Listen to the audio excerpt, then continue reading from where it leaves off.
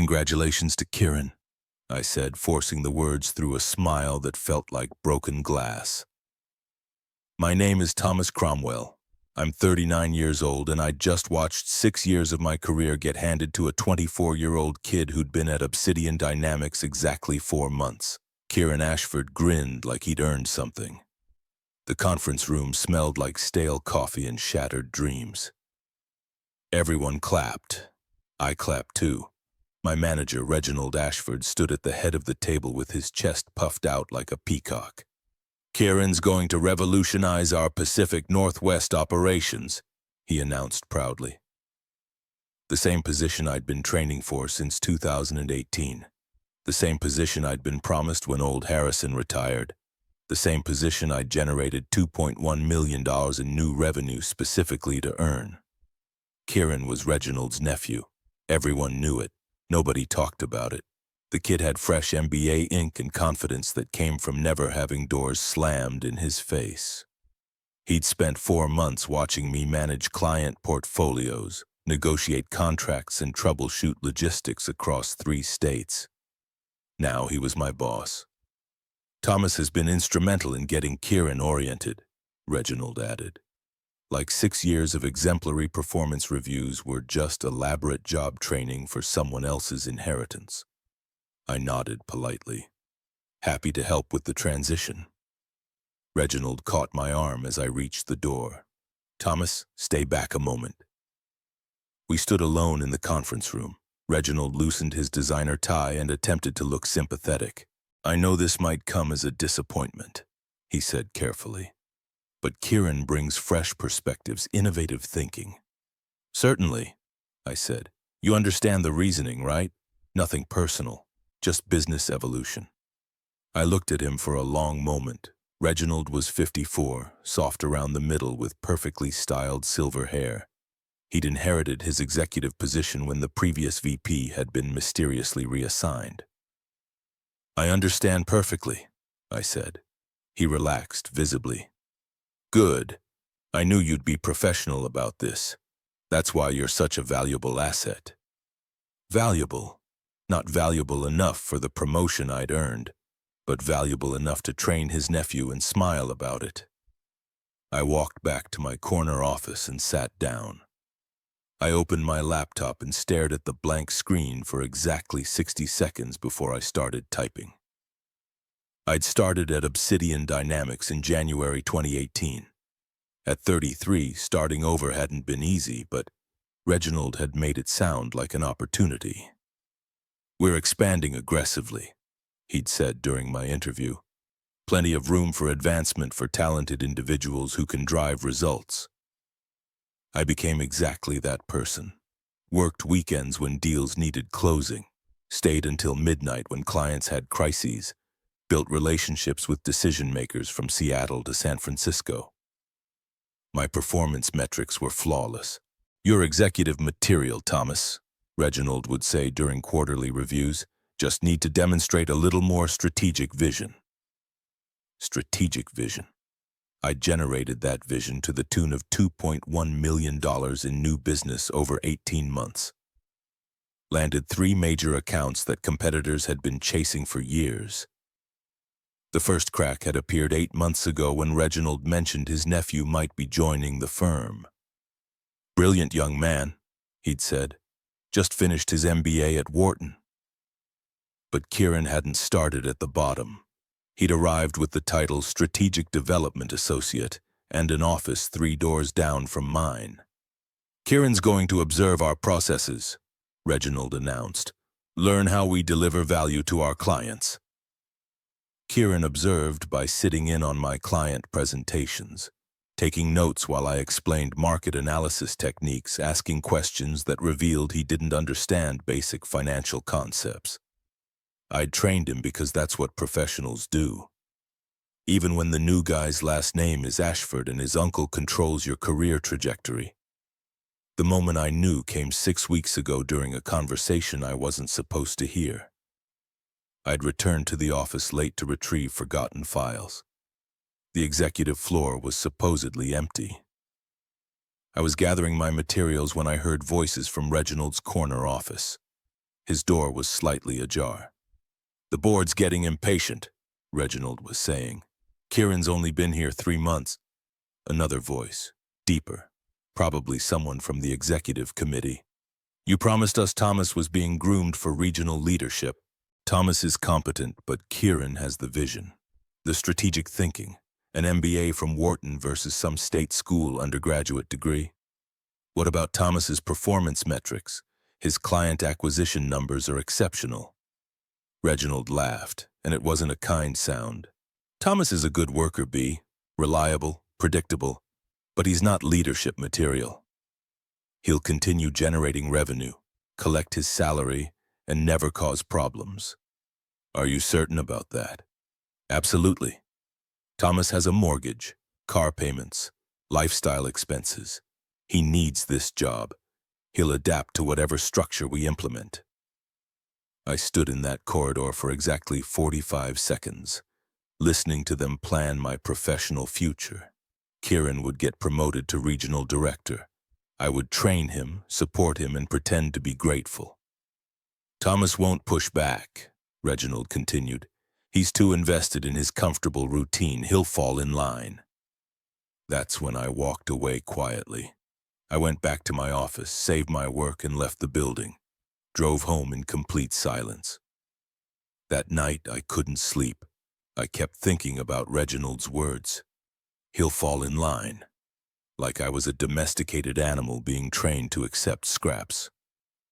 6 weeks later, sitting in that conference room watching Kieran accept congratulations for a position he hadn't earned, I felt something fundamental shift inside me. Not anger, not resentment, just absolute clarity. I opened my laptop and began typing my resignation letter. My hands were steady, my mind was completely clear. I submitted my resignation letter at exactly 4:47 p.m. on Friday. I knocked on Reginald's office door, handed him the envelope, and said, "This is my formal 2 weeks' notice." Reginald's expression cycled through confusion, disbelief, then panic. He tore open the envelope and read quickly. "Is this some kind of joke?" he said. "No, sir. You can't be serious. You're leaving because Kieran got promoted?" I remained silent. Reginald stood up, pacing behind his desk. "Thomas, let's be rational here. You're upset, I understand that. But throwing away 6 years of building your career, that's not intelligent. I've made my decision. Think about your responsibilities, your mortgage, your lifestyle." There it was, the leverage he thought he possessed. "I'll manage," I said calmly. Reginald's tone hardened. "You realize how this appears, don't you? Quitting because you didn't get promoted. It's unprofessional, immature."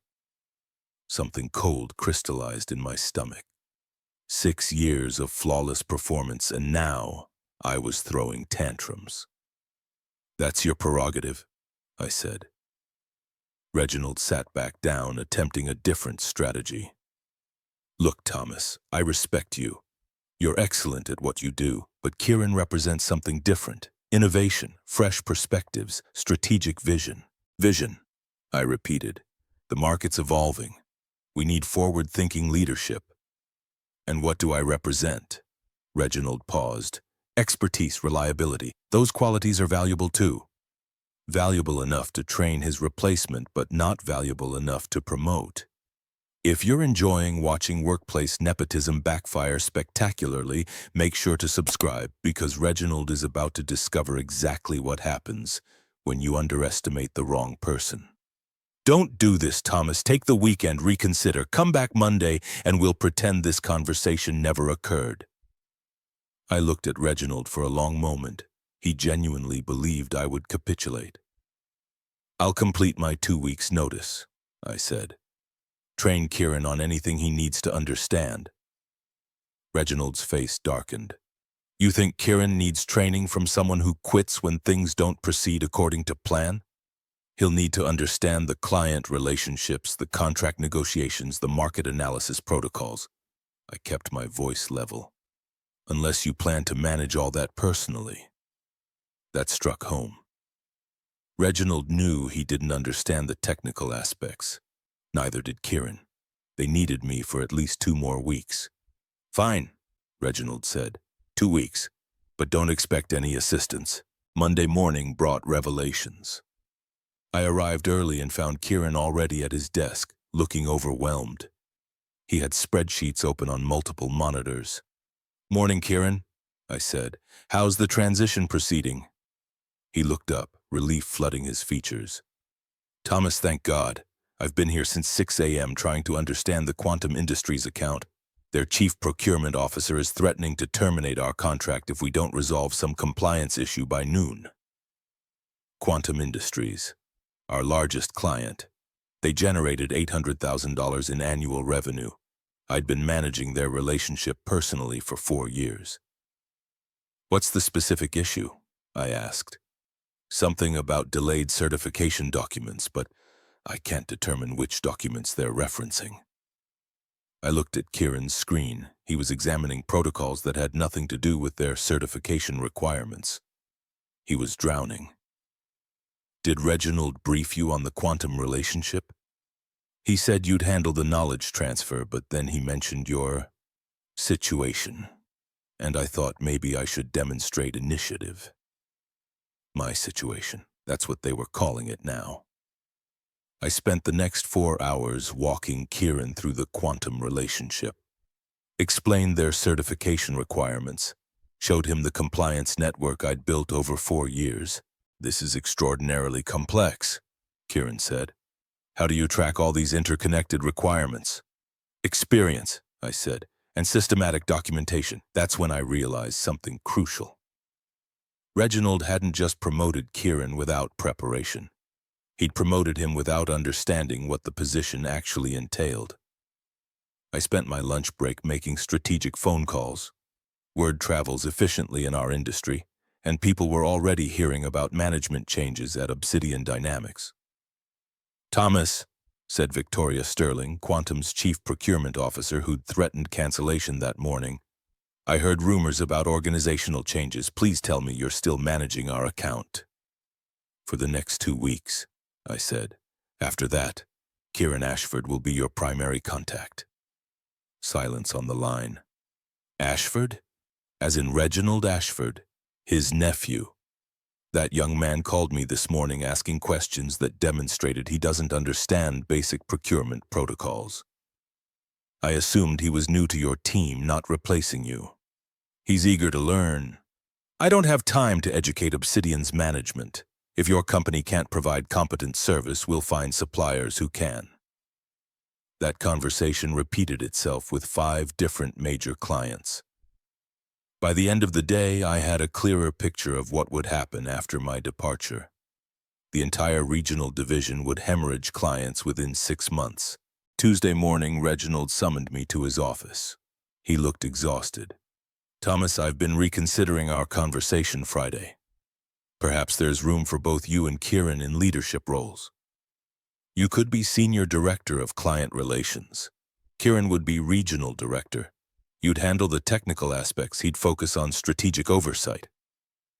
A fabricated title that meant performing the same responsibilities for the same compensation while pretending Kieran was my superior. That's generous, I said, but I'll maintain my original decision. By Wednesday, I had 4 job interviews scheduled. I'd spent 6 years building relationships in the Pacific Northwest business community. Those relationships belonged to me, not the company. My first interview was Thursday morning with Apex Strategies, a business consulting firm based in Seattle. Their regional director, Maximilian Cross, had been attempting to recruit me for 2 years. Thomas, Maximilian said as we shook hands, I heard through industry channels that you might be available. Word travels quickly. Maximilian offered me a position as regional vice president, the exact title Reginald had given to Kieran. The compensation was 40% higher than what I'd been earning. The benefits were superior, and most importantly, they wanted me to transition my client relationships. We've been seeking to expand into the industrial logistics market, Maximilian explained. Your relationships with Quantum Industries, Cascade Manufacturing, and Northwest Equipment would be invaluable. It was completely ethical, standard industry practice. Clients followed account managers they trusted. I'd need to complete my 2 weeks' notice at Obsidian, I said. Naturally, professional courtesy, though I suspect they might release you early once they understand the implications. Friday afternoon, Reginald summoned me to his office again. Kieran sat in the corner looking miserable. Word of my Thursday interview had reached them. I understand you're interviewing with competitors, Reginald said. I'm exploring opportunities. Your client relationships are proprietary to Obsidian Dynamics. My client relationships are personal. I built them through 6 years of professional service. Reginald's face was crimson. Those clients belong to Obsidian Dynamics. You attempt to transfer them to competitors and we'll sue you for everything you possess. Kieran spoke up from the corner. Uncle Reginald, maybe we should... Shut up, Kieran. Reginald didn't remove his eyes from me. Thomas, you walk out that door and try to steal our clients. I'll ensure you never work in this industry again. I stood up slowly. Reginald, I've given you 6 years of my professional life. Exemplary performance reviews, consistent revenue generation. I've been nothing but professional throughout this entire process. I'm completing my 2 weeks' notice and moving to a superior opportunity. What happens after that depends on how you manage the transition. I walked toward the door, then turned back. Kieran, if you need assistance with anything during the next week, please ask. Despite what your uncle believes, I want you to succeed. Kieran nodded gratefully. Reginald glared. On my final day, I cleaned out my office, said goodbye to colleagues, and surrendered my security badge to Reginald. This isn't finished, Reginald said. For me, it is, I replied. The reckoning came 8 months later. I was thriving in my new role at Apex Strategies when Maximilian called me into his office with a satisfied expression. Thomas, you need to see this, he said, sliding a business journal across his desk. The headline read, Obsidian Dynamics Regional Division Loses Major Clients. Nepotism Investigation Launched. The article detailed how Obsidian had lost 6 major accounts in 7 months, including Quantum Industries and Cascade Manufacturing. Revenue in the Northwest region was down 70%. The board had initiated an investigation into hiring practices. Reginald Ashford was terminated yesterday, Maximilian said. The board discovered that Kieran Ashford had been promoted without proper qualifications. The nepotism investigation revealed a pattern of family favoritism. Kieran had resigned voluntarily after 4 months of struggling. He'd returned to graduate school for additional coursework. According to the article, Reginald faced potential legal action from Quantum Industries for breach of contract after a service failure had caused production delays costing them $1.8 million. 4 of their remaining clients have already contacted us, specifically requesting that you handle their accounts. Poetic justice, Maximilian said. Reginald Ashford spent 6 years taking you for granted. Now he's unemployed while you're building our Northwest division. 18 months later, I was driving through downtown Portland when I stopped for lunch at a cafe near the university.